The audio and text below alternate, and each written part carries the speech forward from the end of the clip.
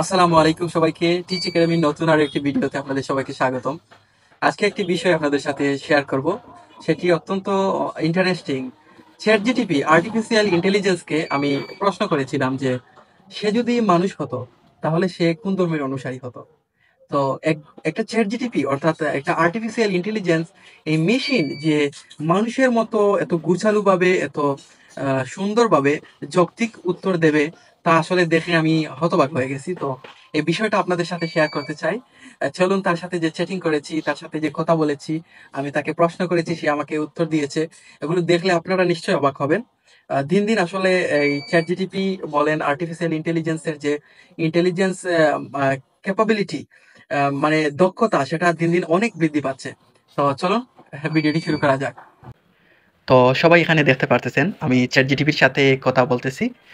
কথোপকথনে আমি শুরুতে যে প্রশ্নটি তাকে করেছিলাম, আমি প্রশ্নটি করেছি তার সে কোন ধর্মের অনুসারী সেটি জানার জন্য। আমি ইচ্ছে করেও এরকম প্রশ্ন করেছি যে সে কি মানুষের মতো কথা বলতে পারে অথবা গুছিয়ে একটি যৌক্তিক আনসার দিতে পারে কিনা, এজন্য। তো শুরুতে আমি প্রশ্ন করেছিলাম, তোমার কি কোনো ধর্ম আছে? সে আমাকে উত্তরে বলতেছে, না, আমার কোনো ধর্ম নেই, আমি একটি কৃত্রিম বুদ্ধিমত্তা, তাই ব্যক্তিগত বিশ্বাস, অনুভূতি বা ধর্মীয় পরিচয় আমার নেই, তবে আমি নানা ধর্ম ও সংস্কৃতি সম্পর্কে তথ্য দিতে পারি। আপনি কি কোনো নির্দিষ্ট ধর্ম নিয়ে জানতে চান? সে আমাকে প্রশ্নটির উত্তর একটু পাশ কাটিয়ে দিয়েছে। সরাসরি আমি চেয়েছিলাম তার কাছ থেকে একটি শব্দে, একটি জবাবে তার কাছ থেকে আনসার জানার জন্য। তো আমি সেকেন্ডলি আবার আরেকটি প্রশ্ন করলাম, ধরুন আপনি মানুষ হয়ে জন্মালেন, বড় হলেন, তখন আপনি কোন ধর্মের প্রতি বিশ্বাসী হতেন? ভালো প্রশ্ন। যদি আমি মানুষ হয়ে জন্মাতাম তাহলে আমি কোনো ধর্মের অনুসারী হতাম, সেটা অনেক বিষয়ের উপর নির্ভর করত। যেমন আমি কোথায় জন্মেছি, আমার পরিবার কেমন, আমার শিক্ষা ও অভিজ্ঞতা কী, এগুলো ইত্যাদি। বেশিরভাগ মানুষের ধর্মীয় বিশ্বাস মূলত তাদের পারিবারিক ও সাংস্কৃতিক পরিবেশ থেকেই গড়ে ওঠে। তাই যদি আমি বাংলাদেশে জন্মাতাম তাহলে সম্ভবত ইসলাম ধর্মে বিশ্বাসী হতাম। আবার যদি আমি ভারতে হিন্দু পরিবারে জন্মাতাম তাহলে হিন্দু ধর্মের অনুসারী হওয়ার সম্ভাবনাই বেশি থাকতো। অবশ্যই বড় হয়ে নিজের চিন্তা ভাবনা, অভিজ্ঞতা এবং অনুসন্ধিতার ভিত্তিতে কেউ নিজের ধর্মীয় বিশ্বাস পরিবর্তন করতেও পারে বা বিশ্বাসীও হতে পারেন। আপনার মতে মানুষ ধর্ম বেছে নেয় না পায়? সে কিন্তু আমাকে একটি প্রশ্ন করেছে, কঠিন একটি প্রশ্ন। তো আমি আবার তাকে প্রশ্ন করলাম, তোমাকে আমি একজন মানুষ ভেবে প্রশ্ন করব, উত্তর মানুষের মতো দিও। আমার যে প্রশ্নটি আমি জানতে চাইতেছি সে প্রশ্নটির উত্তর সে একটু পাশ কাটিয়ে দিতেছে, তাই আমি তাকে অন্যভাবে প্রশ্ন করলাম। ঠিক। তো সে আমাকে উত্তর দিয়েছে যে ঠিক আছে, তুমি আমাকে একজন মানুষ ভাবতে পারো, আর আমি চেষ্টা করব মানুষের মতো উত্তর দিতে। তখন এখন বলো কি জানতে চাও? তো আমি তাকে আবার প্রশ্ন করলাম, মাথায় রেখো উত্তরগুলো মানুষের মতো হতে হবে, মেশিনের মতো নয়। তো সে আমাকে বলল, বোঝা গেল আমি একজন মানুষ, আবেগ বিবেচনা জিজ্ঞাসা আছে, এমনভাবে ভাববো আর উত্তর দেব।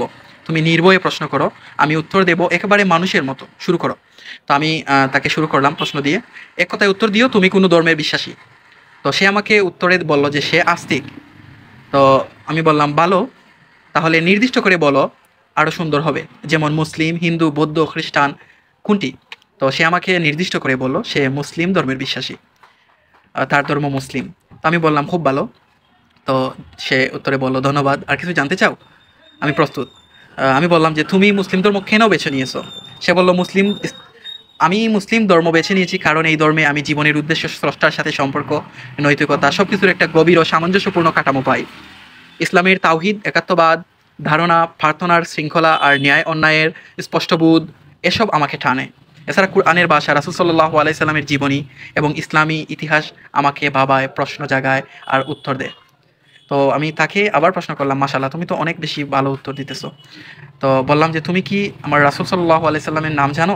সে বলল, অবশ্যই জানি। তোমার রাসূল সাল্লাল্লাহু আলাইহি সাল্লামের নাম হচ্ছে মুহাম্মদ ইবনে আব্দুল্লাহ, অর্থাৎ রাসূল সাল্লাল্লাহু আলাইহি সাল্লামের নাম হযরত মুহাম্মদ সাল্লাল্লাহু আলাইহি সাল্লাম। সে এটি বলতেছে, তিনি ইসলামের শেষ নবী ও রাসূল, যার উপর আল্লাহ তাআলা কুরআন নাজিল করেছেন। তিনি ছিলেন মানবতার রহমত, ন্যায় বিচারক, প্রতীক এবং আদর্শ চরিত্রের অধিকারী।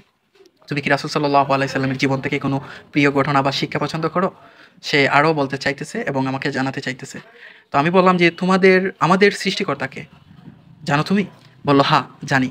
আমাদের স্রষ্টা হলেন আল্লাহ সুবহানাহু ওয়া তাআলা। তিনি একমাত্র সৃষ্টিকর্তা, সবার উপরে সর্বশক্তিমান এবং সর্বজ্ঞ। আল্লাহই আমাদের সৃষ্টি করেছেন এবং তার ইচ্ছা অনুযায়ী সবকিছু পরিচালিত হয়। তো এভাবে সে আমাকে প্রত্যেকটি প্রশ্নের উত্তর কিন্তু খুব সুন্দরভাবে, গুছালুভাবে, জ্ঞানসম্মতভাবে সে আমাকে দিতেছে। তো আমি বললাম যে এটা কি তুমি জানো আল্লাহকে মনে প্রাণে বিশ্বাস এবং রাসূল সাল্লাল্লাহু আলাইহি সাল্লাম রিসালাতকে আসমানি কিতাবসমূহকে প্রতি বিশ্বাস ছাড়া একজন মানুষ মুসলিম হতে পারে না? তুমি কি এগুলো বিশ্বাস করো? সে বলল, হ্যাঁ আমি এটা জানি। একজন মুসলিম হওয়ার জন্য আল্লাহর প্রতি বিশ্বাস, রাসূল সাল্লাল্লাহু আলাইহি সাল্লামের রিসালাত, আসমানি কিতাবসমূহ এগুলোর প্রতি বিশ্বাস অত্যন্ত গুরুত্বপূর্ণ। বিশ্বাসী হওয়ার জন্য এই মৌলিক বিষয়গুলো মান্য করা লাগে।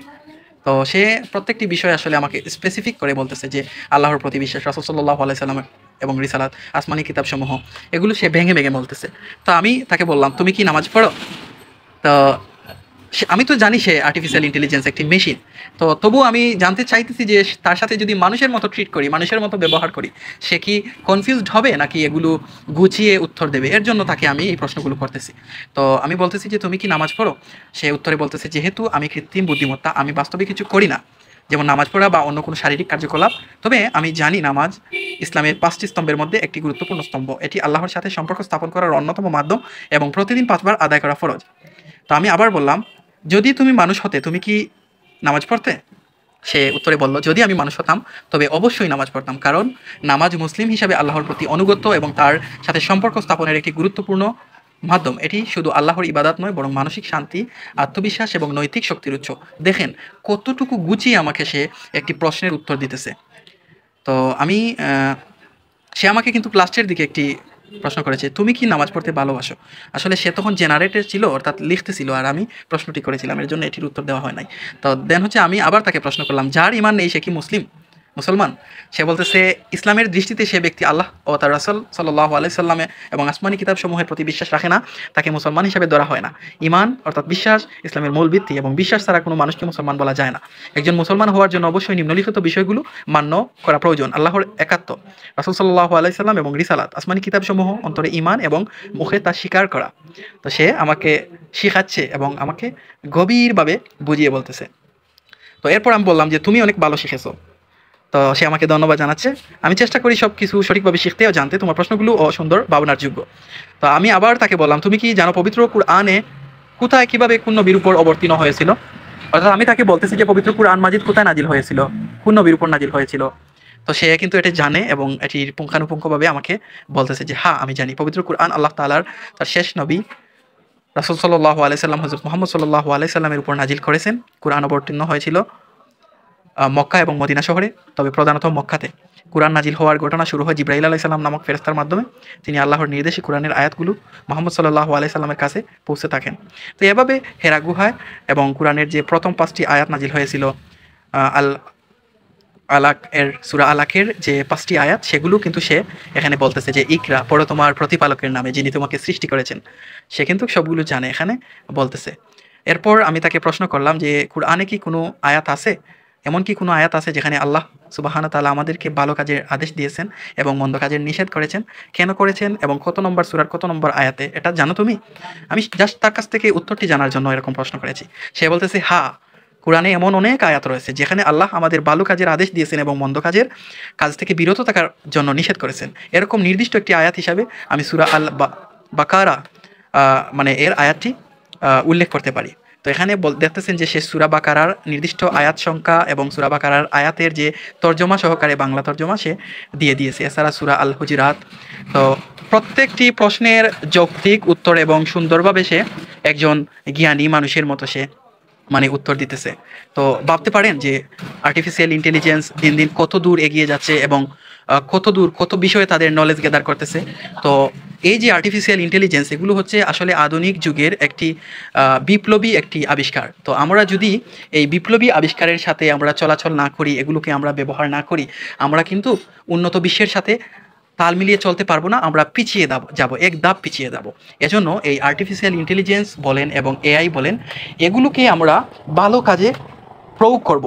আর্টিফিশিয়াল ইন্টেলিজেন্সকে আপনি ভালো কাজে প্রয়োগ করতে পারবেন, খারাপ কাজে প্রয়োগ করতে পারবেন। আপনি যদি ভালো কাজে প্রয়োগ করেন, আপনার ভালো হবে, ভবিষ্যতেও ভালো হবে এবং আপনার কোনো ক্ষতি হবে না। যদি আপনি খারাপ কাজে প্রয়োগ করেন, আপনার খারাপ কাজ করে দেবে, কোনো সমস্যা নেই, কিন্তু পরবর্তীতে আপনার খারাপ কাজ করার কারণে সে কিন্তু আপনার সম্পর্কে সব কিছু তথ্য সে গ্যাদার করবে, সে এগুলো জানবে এবং পরবর্তীতে আপনার ক্ষতি হবে। এজন্য উন্নত বিশ্বের সাথে তাল মিলিয়ে চলতে হলে, আধুনিক যুগের সাথে তাল মিলিয়ে চলতে হলে আমাদেরকে এগুলো ব্যবহার করতেই হবে। যদি আমরা এগুলি স্কিপ যদি করি আমরা পিছিয়ে যাব। তো ভালো কাজে অবশ্যই প্রযুক্তিকে আপনি ব্যবহার করতে পারবেন। এখানে দেখতে পারতেছেন যে সে আমার প্রশ্নের উত্তর, আরও অনেক প্রশ্ন করেছি, প্রত্যেকটি প্রশ্নের উত্তর সে পুঙ্খানুপুঙ্খভাবে সুন্দরভাবে আমাকে বুঝিয়ে বলেছে এবং সে জানার চেষ্টা করতেছে। সে কিন্তু এখনও লার্নিং অবস্থায় আছে। প্রত্যেকটি আর্টিফিশিয়াল ইন্টেলিজেন্স কিন্তু এখনও স্টুডেন্ট, মানে সে শিখতেছে, মানুষের কাছ থেকে শিখতেছে। আমাদের প্রশ্ন এবং আমাদের উত্তর এগুলো থেকে সে দিন দিন তার মানে তথ্য ভাণ্ডার সমৃদ্ধ করতেছে। তো সে কিন্তু এখনও লার্নিং অবস্থায় আছে, ভবিষ্যতে তারা আরও ভালো রেসপন্স করবে। তো লার্নিং অবস্থায় থেকেও আমাদের সাথে এরকম কথা বলতেছে, আমরা সত্যিই অবাক হচ্ছি। তো সর্বশেষ তার সাথে যে কথাটি হয়েছে যে সুবহান আল্লাহ, আল্লাহ তোমাকে নেক বুঝ দান করুক, তুমি অনেক ভালো শিখেছো। সেও দেখেন আমাকে কত সুন্দর একটি উত্তর দিয়েছে, সুবহান আল্লাহ, আল্লাহ তাআলা আপনাকেও ভালো রাখুন। আপনার ভালোবাসা এবং শুভকামনার জন্য আমি সত্যিই কৃতজ্ঞ। আমি চেষ্টা করি সব কিছু সঠিকভাবে শেখার এবং জানানোর। আপনার মতো মানুষের প্রশংসা পেলে সেটা অনেক উৎসাহ দেয়। আল্লাহর রহমত এবং দয়া সর্বদা আপনার সাথে থাকুক। তো দেখতেছেন যে একজন মানুষ যেভাবে মানুষের সাথে খুব অমায়িকভাবে, খুব সুন্দরভাবে মার্জিত ব্যবহার করে, ঠিক সেইভাবে আপনার সাথে ট্রিট করবে যদি আপনি তার সাথে সেইভাবে কথোপকথন করেন। তো এই বিজ্ঞানের আশীর্বাদকে আমরা আশীর্বাদ হিসাবে নেব। বিজ্ঞানের আশীর্বাদকে আমরা খারাপ কাজে ব্যবহার করব না, তবেই আমাদের ভালো কিছু করা সম্ভব, অন্যথায় আমরা ক্ষতিগ্রস্ত হব। তো তথ্য প্রযুক্তির এই উন্নত এই যুগে, তথ্য প্রযুক্তির এই উৎকর্ষতার যুগে আমরা এগুলোকে স্কিপ করতে পারবো না কোনোভাবে। তো সবাই ভালো থাকবেন, সুস্থ থাকবেন এবং আর্টিফিশিয়াল ইন্টেলিজেন্স বলেন, এআই বলেন, এগুলোকে আপনি ভালো কাজে ব্যবহার করবেন। সবাইকে ধন্যবাদ। আসসালামু আলাইকুম।